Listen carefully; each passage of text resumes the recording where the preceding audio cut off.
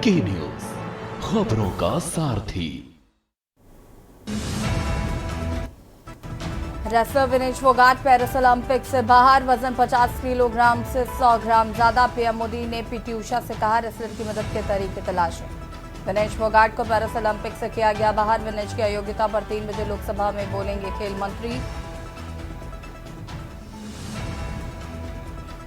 Monsoon सत्र का 13वां दिन, राहुल बोले वायनाड लैंडस्लाइड को करे राष्ट्रीय आपदा घोषित। राहुल गांधी ने लोकसभा में वायनाड लैंडस्लाइड को राष्ट्रीय आपदा घोषित करने की मांग की। बांग्लादेश हिंसा को लेकर मणिपुर सरकार सतर्क, नाइट कर्फ्यू का ऐलान। सीमा पर हाई अलर्ट। कर्फ्यू के दौरान किसी भी व्यक्ति को घरों से निकलना प्रतिबंधित। बांग्लादेश में हिंसा अब भी जारी। उपद्रवियों ने ढाका में फेमस सिंगर का घर फूंका। उपद्रवियों ने इसे जलाने से पहले घर में भी की लूटपाट। चुनाव आयोग का कल जम्मू कश्मीर दौरा, जल्द चुनाव होंगे। सुप्रीम कोर्ट की 30 सितंबर तक की डेडलाइन, 20 अगस्त तक अपडेट होगी वोटर लिस्ट। आप देख रहे हैं की न्यूज, खबरों का सारथी। नमस्कार, देश की बात पे आप सभी का स्वागत है। मैं हूं आपके साथ यशु शुक्ला। भारतीय पहलवान विनेश फोगाट को अधिक वजन के कारण ओलंपिक में महिला कुश्ती 50 किलोग्राम से अयोग्य घोषित कर दिया गया है। भारतीय ओलंपिक संघ ने इसकी जानकारी देते हुए बताया कि हमारी रात भर की कोशिश के बावजूद उन्हें डिस्क्वालीफाइड कर दिया गया। आज सुबह उनका वजन 50 किलोग्राम से 100 ग्राम वजन ज्यादा निकला। विनेश ने मंगलवार को 3 मुकाबले जीतकर फाइनल में अपनी जगह बनाई थी। सेमीफाइनल में विनेश फोगाट ने क्यूबा की पहलवान गुजमान लोपची को 5-0 से हराया था। अपनी कैटेगरी के पहले मैच में उनका सामना ओलंपिक गोल्ड मेडलिस्ट और वर्ल्ड चैंपियन जापान की यूई ससाकी से हुआ था। विनेश ने ससाकी को 3-2 से हराया।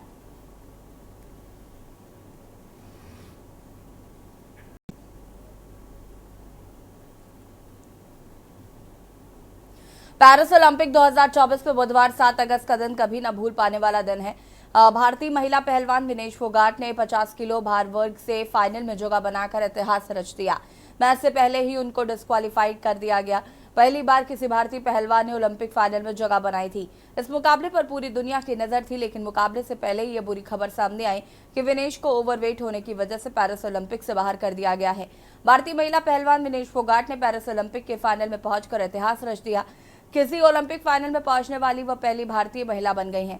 50 किलो भार वर्ग सेमीफाइनल में विनेश ने क्यूबा की पहलवान यूसनेलिसिस गुजमान लोपेज को 5-0 से हराया।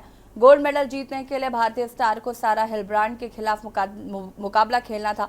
इस पर क्या कहना है उनके परिवार और राजनीतिक दलों का, आपको सुनाते हैं। देखिए, कुछ कहने के लिए कुछ बचा नहीं मेरे पास। तो आज थी सारे देश की थी तो गोल्ड मेडल पर, और नजदीक जाके वो तो डिस्क्वालीफाई कर दी। मैं तो माँ बाप मेरे को तो दुख है, लेकिन सारे हिंदुस्तान को इस चीज़ का बड़ा दुख है। जिसने पूरी आस उम्मीद थी तो गोल्ड मेडल किया, और वो नजदीक जा करके जो हो गया, तो सारे देश को दुख है चीज़। ऐसा कोई रूल है जो 100 ग्राम वजन बढ़ने से? देखिए, जो मेरे को पता लगा बजरंग योग संहिता से बात हुई थी, तो 150 ग्राम वजन फालतू था, वो वजन नहीं आया ना, तो इस वजह डिस्क्वालीफाई कर दी। हमारे लिए बहुत दुख की बात है ये। अगर वो फाइनल में जाती और कुछ ग्राम से कुछ ये अगर फाइनल उनका रोका जाता तो हमारे लिए बड़ी दुख की बात है, पूरे देश के लिए दुख की बात है। इसके पीछे कोई तो भी साजिश है, उस साजिश के वजह से उनको यहाँ रोका गया। नहीं, साजिश में नहीं। अब तो आप सब लोगों को, पूरे भारत को मालूम है कि वो जब जंतर मंतर पर धरना देते बैठे, उनको न्याय देते नहीं आया, उनको न्याय नहीं मिला। अब अगर गोल्ड मेडल जीतते आए तो फिर उनका सम्मान करना पड़ेगा। जिसको खसट के लेके गए और उनका ही सम्मान करना तो किसी लोगों को नहीं अच्छा लगा होगा। वो it is very surprising and कुछ बड़ा अजीब सा भी लगता है कि 100 ग्राम की वजह से वो डिस्क्वालीफाई हो गए। तो कितना महत्व है अपना वेट को, वज़न को ठीक से रखना। तो हम लोग तो इससे ज़रा अच्छा सीख मिलना चाहिए हम सब कलाकारों को और महिलाओं को, सबको, कि 100 gram also matters a lot. तो we feel very sad for her. I wish she loses that 100 gram quickly, लेकिन मिलेगा नहीं अभी। पूरे भारत का सपना चकनाचूर हो गया। विनेश फोगाट, भारत की वो बहादुर बेटी जो सेमीफाइनल जीतकर फाइनल में पहुंची थी, और किस पहलवान को हराया था जो पिछले 82 बार से कभी हार नहीं रही थी। ऐसे पहलवान को जो 4 बार की विश्व चैंपियन थी उसको पराजित किया, फाइनल में पहुंची। और अब कहा जा रहा है कि विनेश फोगाट 100 ग्राम ओवरवेट है। ये कितनी हास्यास्पद है, कितनी अपने आप में मजाक वाली बात है कि विनेश फोगाट जब गई होंगी प्रतियोगिता में भाग लेने के लिए उस समय वजन हुआ होगा, जब क्वार्टर फाइनल जीता उस समय वजन हुआ होगा, सेमीफाइनल में हिस्सा लिया उस समय वजन हुआ होगा। अचानक ये 100 ग्राम ओवरवेट। पूरी दुनिया इस बात को बर्दाश्त नहीं कर पा रही क्या कि भारत की एक बेटी इतिहास रचने जा रही है। पहली बार ऐसा होता कि वो स्वर्ण पदक जीतकर भारत में आती। भारतीय पहलवान विनेश फोगाट को अधिक वजन के कारण ओलंपिक में महिला कुश्ती 50 किलोग्राम से अयोग्य घोषित किया गया। प्रधानमंत्री नरेंद्र मोदी ने एक्स पर पोस्ट पर कहा, विनेश आप चैंपियनों में चैंपियन हैं, आप भारत का गौरव हैं और प्रत्येक भारतीय के लिए प्रेरणा हैं। आज का झटका दुख देता है, काश शब्द उस निराशा की भावना को व्यक्त कर पाते जो मैं अनुभव कर रहा हूँ। साथ ही मैं जानता हूँ कि आप लचीलेपन का प्रतीक हैं। चुनौतियों का डटकर मुकाबला करना हमेशा से आपका स्वभाव रहा है। मजबूत होकर वापस आओ, हम सब आपके पक्ष में हैं। प्रधानमंत्री नरेंद्र मोदी ने भी एक्स पर यह पोस्ट किया है। पूरा देश आज आहत है जब उन्हें 100 ग्राम वजन ओवरवेट बोलकर डिस्क्वालीफाई किया गया है।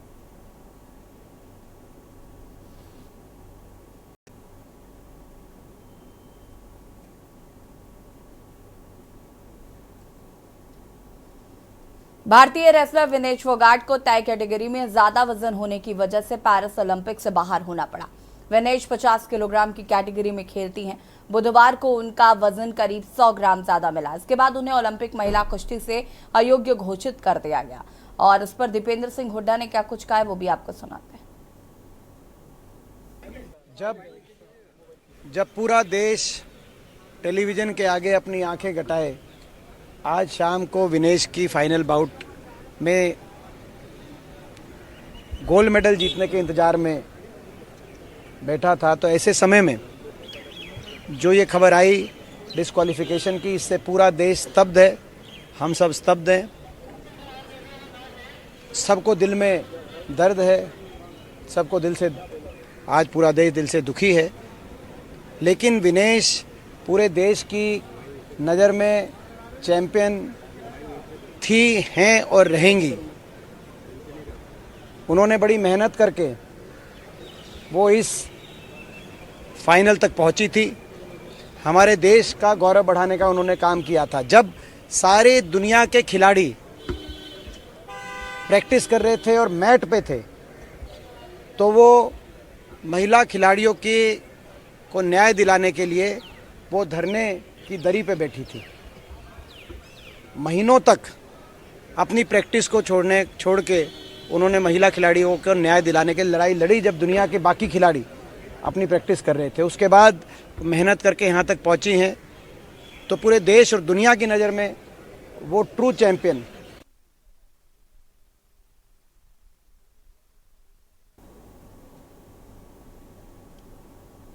भारतीय रेसलर विनेश फोगाट को तय कैटेगरी से ज्यादा वजन होने की वजह से पेरिस ओलंपिक से बाहर होना पड़ा। विनेश 50 किलोग्राम की कैटेगरी में खेलती हैं। बुधवार को उनका वजन करीब 100 ग्राम ज्यादा मिला। इसके बाद उन्हें ओलंपिक महिला कुश्ती से अयोग्य घोषित किया गया। इस पर हरभजन आप संजय सिंह ने क्या कुछ कहा, आपको सुनाते। इट्स वेरी अनफॉर्चुनेट जिस तरीके से बहुत छोटे से मार्जिन से उनको डिस्क्वालीफाई किया गया है। और विनेश बहुत पास थी गोल्ड जीतने के और बहुत बड़ी उम्मीदें थी उनसे, पर जो हुआ बहुत ही दुखदाई हुआ है। और इसका जो सबसे ज़्यादा दुख होगा वो सिर्फ और सिर्फ एथलीट समझ सकता है। और मैं यही कहूँगा कि ऐसी मुश्किल वाली घड़ी में हम सब उनके साथ हैं, देश उनके साथ है। और मैं उम्मीद करता हूँ किसी भी तरीके से अगर दोबारा उनको खेलने का मौका मिलता है, अगर अपील करती हैं भारतीय सरकार वहाँ ओलंपिक संघ को कि अगर किसी भी तरीके से उनको खेलने का फाइनल मौका मिलता है, तो हम पूरा विश्वास है कि विनेश गोल्ड लेके जाएगी। भारतीय रेसलर विनेश फोगाट को तय कैटेगरी से ज्यादा वजन होने की वजह से पेरिस ओलंपिक से बाहर होना पड़ा है। आपको बता दें कि उनका वजन करीब 100 ग्राम ज्यादा मिला। इसके बाद उन्हें ओलंपिक महिला कुश्ती सहयोग घोषित कर दिया गया। इस पर जयंत चौधरी केंद्रीय मंत्री ने क्या कुछ कहा वो भी आपको सुनाते हैं। बहुत दुख हुआ और कल उनको देखते हुए एक तरह से आंसू आ रहे थे, क्योंकि उनका इतनी मेहनत और इतनी तपस्या उन्होंने की है यहाँ तक पहुँचने के लिए, और उनके अंदर जज्बा है, हिम्मत वाली हैं। आसान काम नहीं है ये। खिलाड़ी और सैनिक जितनी तपस्या और मेहनत इस वर्ग के लोग करते हैं, आम लोगों के बस की बात नहीं है। पूरा देश उनके साथ है और मुझे लगता है कि भारत सरकार भी इसे प्राथमिकता दे रही है। प्रधानमंत्री जी ने भी इसका संज्ञान लिया है, निर्देश दिए हैं। इसका अपील प्रक्रिया जो होगी उसको किया जाएगा। पेरिस ओलंपिक से आज भारतीय पहलवान विनेश फोगाट अयोग्य घोषित कर दी गई है। इससे करोड़ों भारतीयों को निराशा महसूस हो रही है। इसी बीच सरकार से लेकर विपक्ष के सभी नेताओं ने इस पर अपना अपना बयान दिया है। मामले पर खुद प्रधानमंत्री ने भी ट्वीट कर विनेश फोगाट को सांत्वना दी है और साथ ही इस मामले पर भारतीय ओलंपिक संघ के अध्यक्ष पीटी उषा से भी बात की। वहीं कांग्रेस नेता शशि थरूर ने मामले पर सवाल भी उठाया। वहीं इस मामले में कई दिग्गजों के ट्वीट भी सामने आए हैं। ग्राफिक्स के जरिए आपको ट्वीट दिखाते हैं।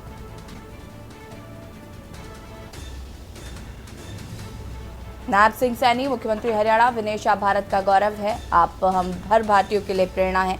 आपने अपनी शानदार खेल प्रतिभा से ओलंपिक में भारत का सर गर्व से ऊंचा किया है।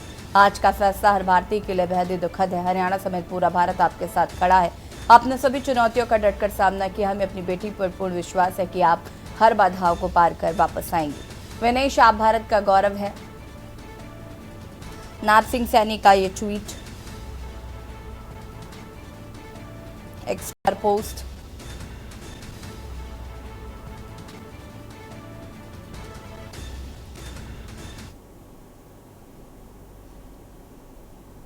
दिगंबर अखाड़ा श्री अयोध्या धाम में पूज्य संत ब्रह्मलीन महंत परमहंस रामचंद्र दास जी महाराज की 21वीं पुण्यतिथि के अवसर पर आज आयोजित प्रतिमा अनावरण समारोह में सम्मिलित हुआ। पूज्य संत ब्रह्मलीन महंत परमहंस रामचंद्र दास जी महाराज जी मेरे लिए पूज्य गुरु हैं और उन्होंने जीवन मूल्यों के लिए, एक लक्ष्य के लिए तथा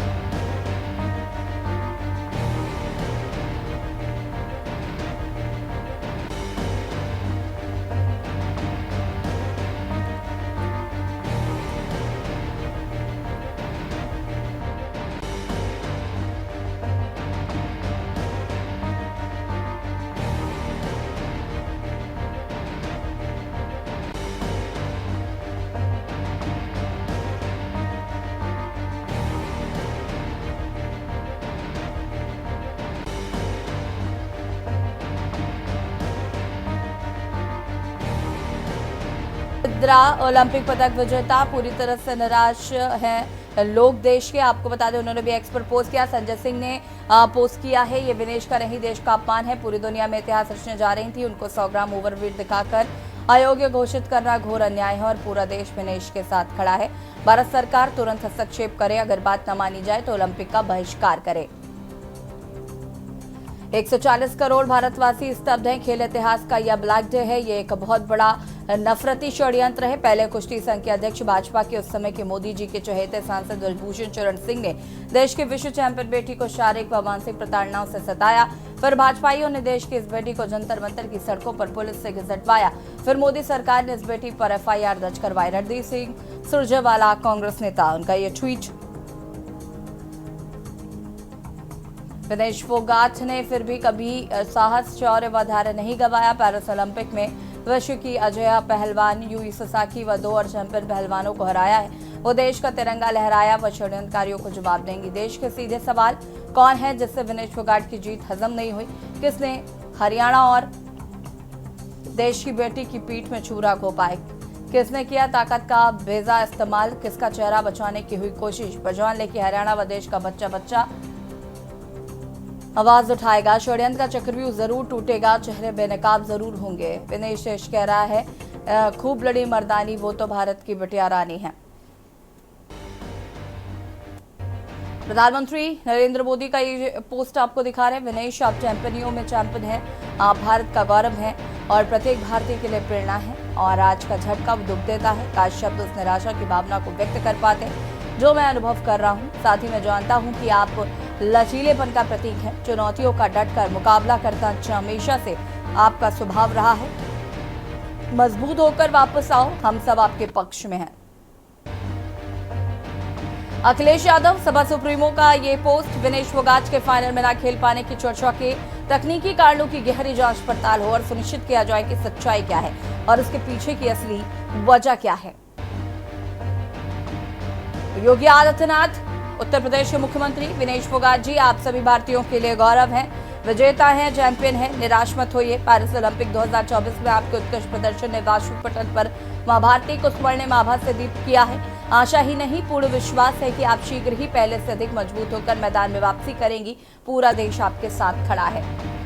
अमित शाह, गृह मंत्री का ये पोस्ट। ओलंपिक में विनेश फोगाट की हार ने करोड़ों भारतीयों की उम्मीदें जरूर तोड़ दी। उनका खेल करियर शानदार है, जो विश्व चैंपियन को हराने के गौरव से चमक रहा है। यह दुर्भाग्य इसके अग्रणी करियर में एक अपवाद मात्र है, जिससे मुझे यकीन है कि वो हमेशा की तरह विजेता बनकर वापसी करेंगे। हमारी शुभकामनाएं और समर्थन उनके साथ है।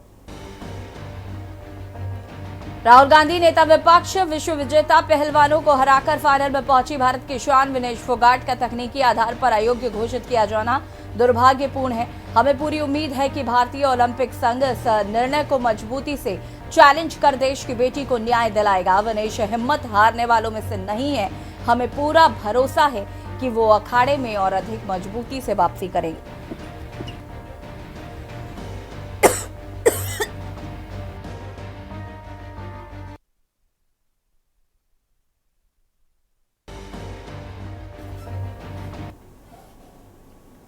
और यहाँ रुकेंगे, छोटा सा ब्रेक के लिए जो हाजिर होते हैं। आप देख रहे ब्रेक के बाद एक बार फिर से आप सभी का स्वागत है। दिगंबर अखाड़ा श्री अयोध्या धाम में पूज्य संत ब्रह्मलीन महंत परमहंस रामचंद्र दास जी महाराज की 21वीं पुण्यतिथि के अवसर पर आयोजित प्रतिमा रावण समारोह में सम्मिलित हुए। पूज्य संत ब्रह्मलीन महंत परमहंस रामचंद्र दास जी महाराज जी मेरे लिए पूज्य गुरु के तुल्य थे। उन्होंने पूरा जीवन मूल्यों के लिए, एक लक्ष्य के लिए तथा सनातन धर्म की परंपराओं को मजबूती प्रदान करने के लिए जिया था। वो कहते थे कि अयोध्या धाम में श्री राम जन्मभूमि पर भव्य मंदिर का निर्माण मेरे जीवन का अंतिम संकल्प है। तत्कालीन गोरक्षपीठाधीश्वर पूज्य महंत दिग्विजयनाथ जी महाराज के सानिध्य में रहकर के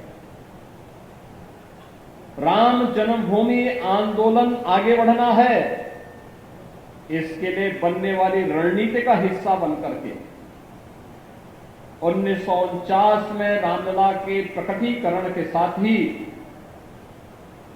तत्कालीन सरकार की उस दुर्विसंधि को, जिसके तहत वह रामलला की प्रतिमा को हटाने के कुत्सित प्रयास कर रही थी, उसके खिलाफ न्यायालय में जाने का कार्य रहा हो या उसके उपरांत न्यायालय से लेकर के सड़क तक इस लड़ाई को प्रभावी तरीके से आगे बढ़ाने का कार्य रहा हो, गोरक्षपीठ और पूज्य परमहंस रामचंद्र दास जी महाराज मिलकर के पूज्य संतों के सानिध्य में इस आंदोलन को आगे बढ़ाते रहे।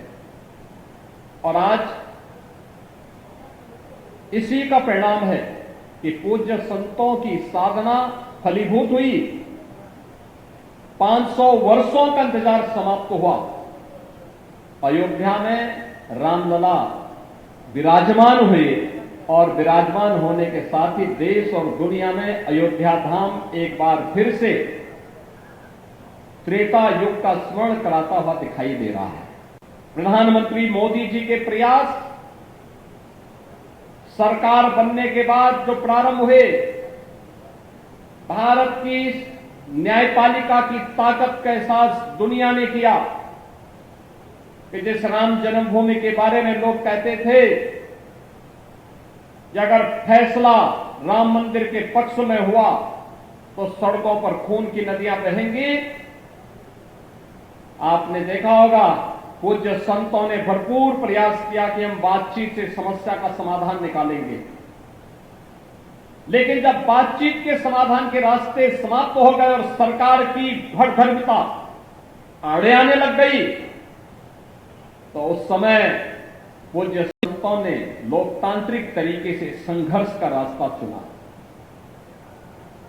संघर्ष का रास्ता चुनने के उपरांत आप सबने इस बात को देखा होगा, आंदोलन बड़े मजबूती के साथ पूरे देश के अंदर आंदोलन आगे बढ़ा और आंदोलन के आगे बढ़ने की स्थिति थी। ये न्यायालय में फिर मामला जाता है और अंततः प्रधानमंत्री मोदी जी के आगमन के बाद भारतीय जनता पार्टी की डबल इंजन सरकार बनने के उपरांत इस समस्या के समाधान का मार्ग निकले। हमने देखा होगा जब 5 अगस्त 2020 को मोदी जी ने 500 वर्षों का इंतजार समाप्त करते हुए अयोध्या में माननीय उच्चतम न्यायालय के आदेश के क्रम में भव्य राम मंदिर के निर्माण कार्य का शिलान्यास और भूमि पूजन का कार्यक्रम आगे बढ़ाया था। जब परमहंसी की मूर्ति की स्थापना के कार्यक्रम के साथ मुझे जुड़ने का अवसर प्राप्त हुआ तो मैं देख रहा था, जब तक मैं समाधि स्थली पे जब गया बारिश शुरू हुई, लेकिन जैसे मैं वहां पहुंचा बारिश कुछ देर के लिए बंद हुई। फिर जब मैंने वहां से प्रस्थान किया दिगंबर अखाड़ा के लिए, फिर यही स्थिति हमें देखने को मिली। यानी हम मान सकते हैं कि यज्ञ की पूर्णाहुति में पूज्य संत के का योगदान और उनका सानिध्य हमें प्राप्त हो रहा है।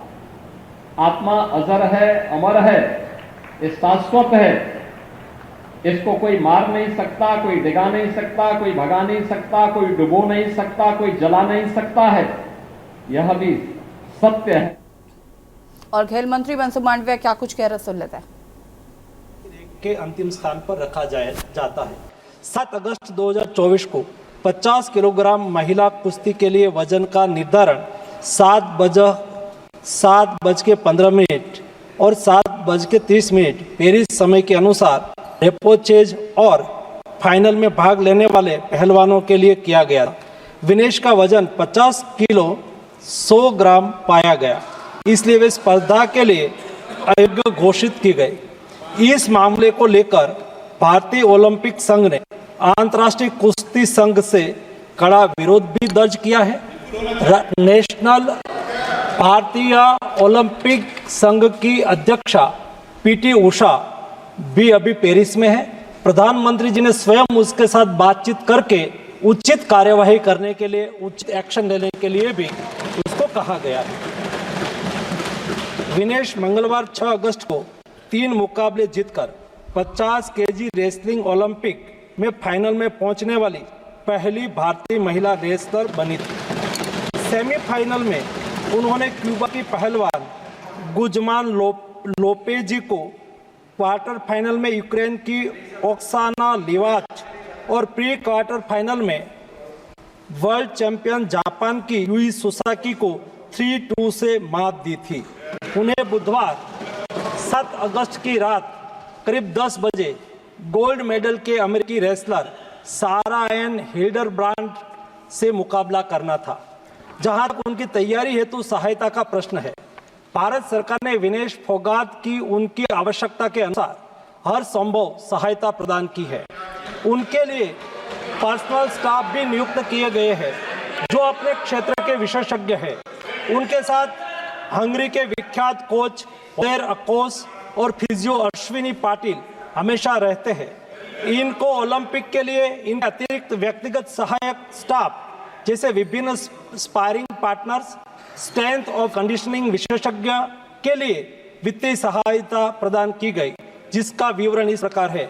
ओलेर अकोच कोच के रूप में उसके साथ थे, वैन पैट्रिक लॉम्बार्ड स्ट्रेंथ और कंडीशनिंग विशेषज्ञ, अश्विनी जीवन पाटिल फिजियोथेरापिस्ट, मयंक सिंह गरिया स्ट्रेंथ और कंडीशनिंग विशेषज्ञ, शुभम और अरविंद स्पारिंग पार्टनर। इनको पेरिस ओलंपिक चक्र के लिए कुल 70,45,775 की वित्तीय सहायता दी गई है, जिसका विवरण इस प्रकार है। स्पेन के ग्रेट पिक्स में भाग लेने के लिए वित्तीय सहायता, साथ ही 30 जुलाई से 13 जुलाई 2024 10 दिन तक मैड्रिड स्पेन के अंतर्राष्ट्रीय प्रशिक्षण शिविर के लिए अतिरिक्त वित्तीय सहायता। इसके अलावा फ्रांस के बुलोन-sur-mer में पूर्व ओलंपिक प्रशिक्षण शिविर के लिए अतिरिक्त सहायता की है। 2024 अंतर्राष्ट्रीय कुश्ती संघ सेकंड रैंकिंग सीरीज में 6 जून से 9 जून 2024 4 दिन तक बुडापेस्ट हंगरी में भाग लेने के लिए और 10 जून से 21 जून 2024 तक टाटा ओलंपिक सेंटर हंगरी में अंतर्राष्ट्रीय प्रशिक्षण शिविर के लिए अतिरिक्त सहायक स्टाफ के लिए वित्तीय सहायता की। स्ट्रेंथ और air conditioning coach Mr Vinet Patrick Lombard के लिए Tata Olympic Centre Hungary 10 June से 21 जून 2024 11 दिन तक अंतर्राष्ट्रीय प्रशिक्षण शिविर में भाग लेने के लिए भी वित्तीय सहायता की। 13 जुलाई 2023 से 16 जुलाई 2023 4 तक बुडापेस्ट हंगरी में 4th रैंकिंग सीरीज में भाना और 10 से 16 जुलाई 2023 16 दिन तक बुडापेस्ट हंगरी में प्रशिक्षण शिविर हेतु इसको वित्तीय सहायता है।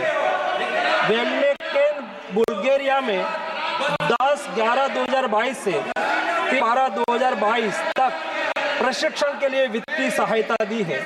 उनके रिहैब प्रक्रिया के लिए आवश्यक उपकरण खरीदने के लिए भी वित्तीय सहायता की गई है। 2020 टोक्यो ओलंपिक चक्र में 1,13,98,224 रुपये का आर्थिक सहयोग उसको किया गया था। 224 पेरिस ओलंपिक चक्र में भी टारगेट ओलंपिक पोडियम स्कीम में 53,35,746 और वार्षिक ट्रेनिंग एवं स्पर्धा कैलेंडर में 17,10,000। और खेल मंत्री मनसुख मंडाविया को यहाँ पर आप सुन रहे हैं। उन्होंने बताया कि प्रधानमंत्री नरेंद्र मोदी ने खुद पीटी उषा से बात की है। साथ ही साथ उन्होंने आश्वासन दिया है कि इस पर कुछ कार्रवाई की जाए, क्योंकि जिस तरीके से विनेश फोगाट को सिर्फ 100 ग्राम ओवरवेट होने की वजह से डिस्क्वालीफाई किया है, ये कहीं ना कहीं पूरे देश में निराशाजनक बात है। इसी बात पर रुकेंगे एक छोटे से ब्रेक के लिए, जो हाजिर होता है। आप देख रहे हैं के न्यूज़। ब्रेक से वापस आ रहे हैं, मैं हूं आपके साथ सोनी चौहान और रुक करते हैं खबरों का। भिंड से खबर सामने आ रही है। महिला सशक्तिकरण बना दिखावा। जनपद में साधारण सभा की एक बैठक की गई, जिसमें 8 महिलाएं जनप्रतिनिधि शामिल हुई और घूंघट की आड़ में बैठक में अध्यक्ष सहित घूंघट में नजर आई जनप्रतिनिधि और उनके पारिवारिक सदस्य ही इस मुद्दे पर नजर रखते हुए नजर आए और बैठक में नहीं बन सकी कोई कार्य योजना।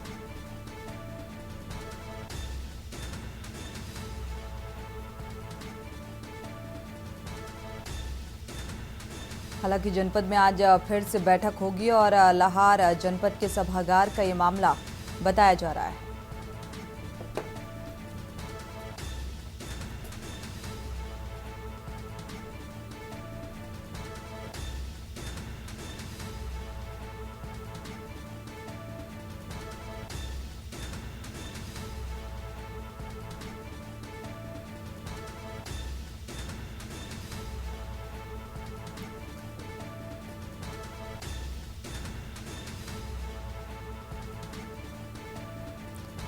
बैठक में अध्यक्ष सहित घूंघट में नजर आए जनप्रतिनिधि।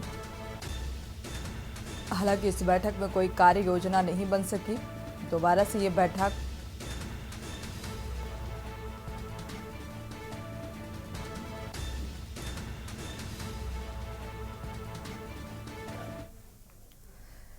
इस 15 अगस्त को प्रधानमंत्री नरेंद्र मोदी लाल किले से पंचायतों में बेहतर काम करने वाली महिला सरपंचों का सम्मान करेंगे और इसमें इंदौर जिले से लसुड़िया परमार की सरपंच त्रिशिता वाजपेयी भी शामिल होंगी। अपनी पंचायतों को विभिन्न प्रकार की समस्याओं से स्वतंत्रता दिलाने में महत्वपूर्ण भूमिका निभा चुकी महिला सरपंच के रूप में लसुड़िया परमार की सरपंच स्वतंत्रता दिवस पर दिल्ली के लाल किले मैदान पर होने वाले कार्यक्रम में शामिल होंगी और लसुड़िया परमार पंचायत में कई विकास और जनता से जुड़े स्वयं कार्य भी किए हैं और पहले पंचायत जहां पर बच्चों के लिए खेल का मैदान, साथ ही शासकीय विद्यालय और बास्केटबॉल कोर्ट बनाया गया है।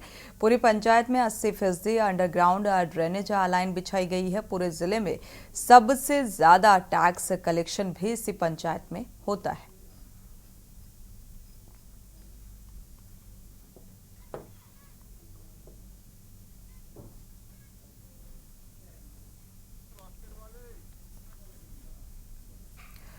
बढ़ते आगे मोगा के कस्बा निहाल सिंह वाला में देर रात 10 से 15 लोग घर में तोड़फोड़ करते हुए नजर आए और वहां से गुजर रहे मोहल्ला निवासियों के साथ मारपीट की गई और गोलियां भी चली, जिसमें 2 व्यक्ति घायल हुए और नायुक एक की हालत नाजुक होने के चलते फरीदकोट मेडिकल रेफर किया गया है। दाखिल मरीज अपने इलाज के लिए बाहर मेडिकल से दवा मंगवा रहा है।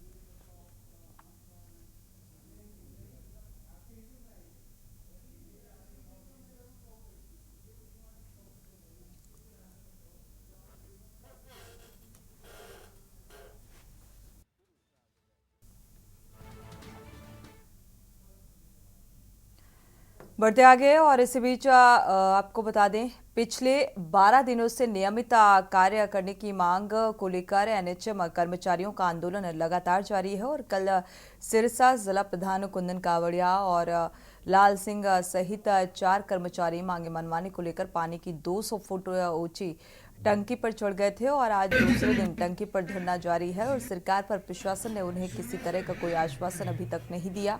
टंकी के पास ही सैकड़ों की संख्या में एनएचएम की महिला कर्मचारी, पुरुष कर्मचारी धरना दे रहे हैं और सुरक्षा के लिए पुलिस बल भी मौके पर तैनात है।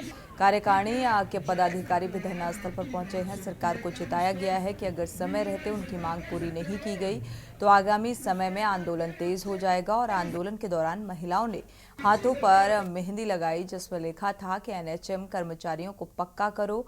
इसी के साथ गालों पर भी लिखवाया गया कि एनएचएम कर्मचारियों को पक्का करो और इस मांग को लेकर नारेबाजी करती हुई नजर आई।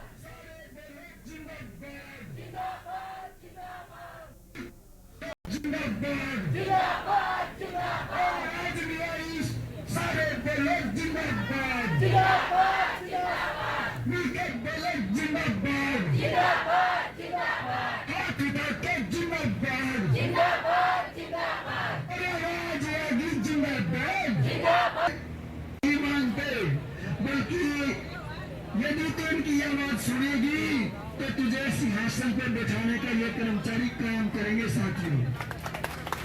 हम ये सुनाना चाहते हैं सरकार को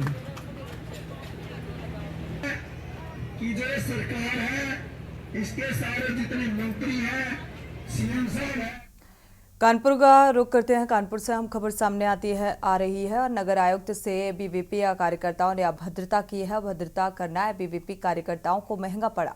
नगर निगम ने 13 लोगों पर दर्ज कराई एफआईआर और शिकायत के बाद स्वरूपनगर थाने में ये एफआईआर दर्ज हुई।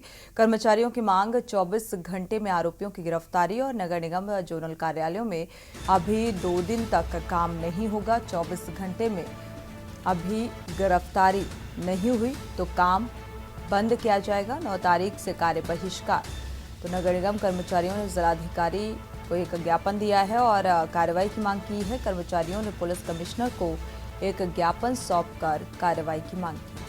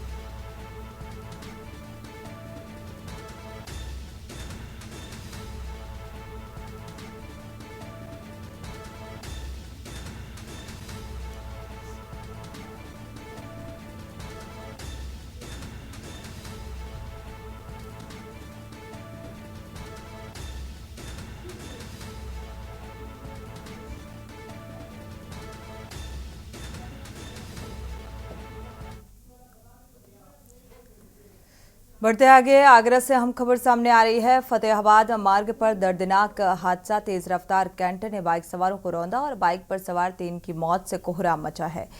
हादसे में 2 महिला एक युवक की दर्दनाक मौत हुई। पत्नी और मां को बाइक पर ले जा रहा था ये युवक। पुलिस ने शवों को पोस्टमार्टम के लिए भेजा। डोकिया क्षेत्र के नगला देवहंस के पास का मामला बताया जा रहा है।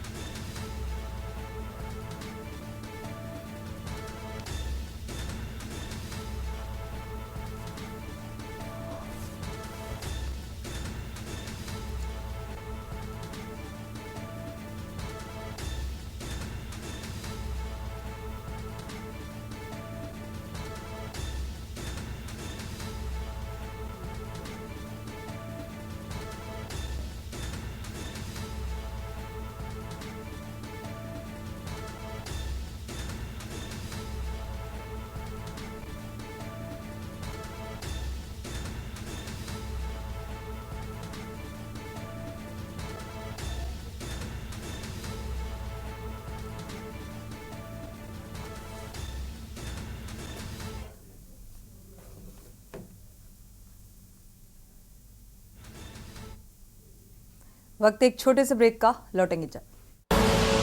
आप देख रहे हैं के न्यूज, खबरों का सारथी। ब्रेक से वापस आ रहे हैं। इस बीच महाराजगंज से खबर, नशीली दवाओं के साथ 2 तस्करों को गिरफ्तार किया गया है। भारत नेपाल के अंतर्राष्ट्रीय बॉर्डर पर तस्करी होती थी और सशस्त्र सीमा बल और पुलिस की संयुक्त टीम को सफलता मिली है। नशीली दवाओं की खेप बरामद की गई है। तस्करों को फिलहाल दबोचा गया। आरोपियों को गिरफ्तार किया गया। गिरफ्तार दोनों तस्करों से पूछताछ जारी है और कार सवार अर्घा गांव के रास्ते नेपाल जाने के फिराक में थे और अभियुक्तों के विरुद्ध की गई कार्रवाई भारत नेपाल के अंतर्राष्ट्रीय सीमा सुनौली क्षेत्र का ये मामला सामने आ रहा है।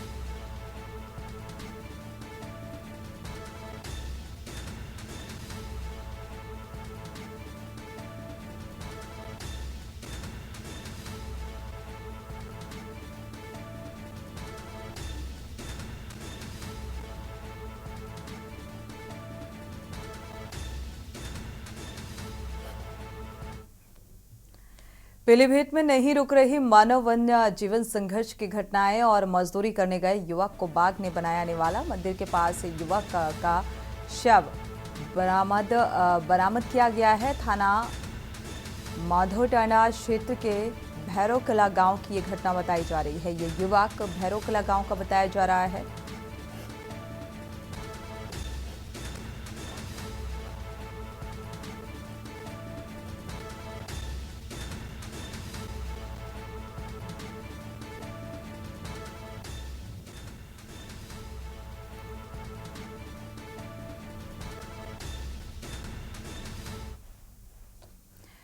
बढ़ते आगे हमीरपुर का रुख करते हैं। हमीरपुर से हम खबर, जंजीरा में जकड़कर महिला पहुंची अस्पताल। परिजनों का आरोप है कि ससुरालियों ने प्रताड़ित किया और ससुरालियों की प्रताड़ना से महिला विक्षिप्त हुई है और परिजनों ने डीएम से इस बात की शिकायत भी की थी। जिलाधिकारी ने जांच के आदेश दिए हैं।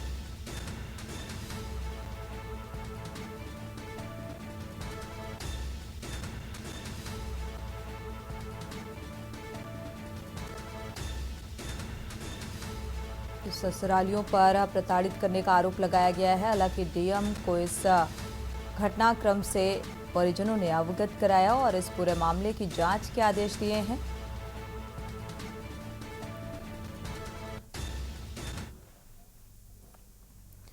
अमरोहा से खबर, 2 मंजिला मकान गिरने का मामला सामने आ रहा है। देर रात 2 मंजिला मकान गिरने का मामला। एसडीएम सदर ने घटनास्थल का मुआयना किया और एसडीएम के साथ डिडौली पहुंचे और देर रात ये 2 मंजिला मकान गिरा था।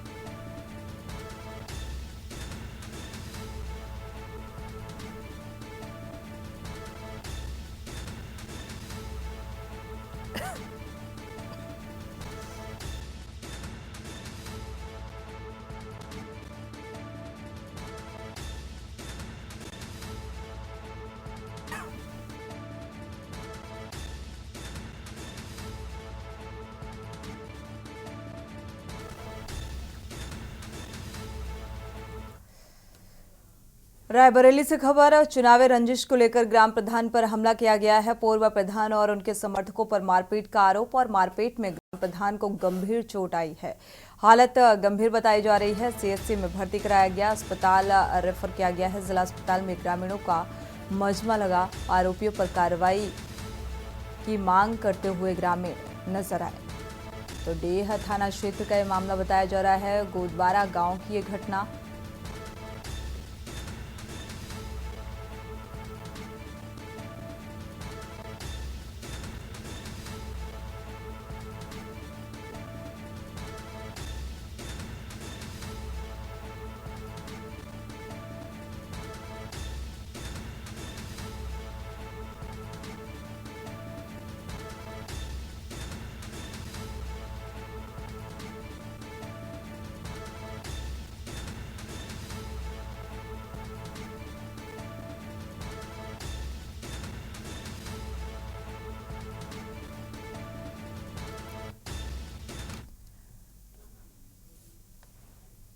इसी के साथ देश की बात में इतना ही। आगे खबरों के लिए आप देखते रहिए के न्यूज़ इंडिया।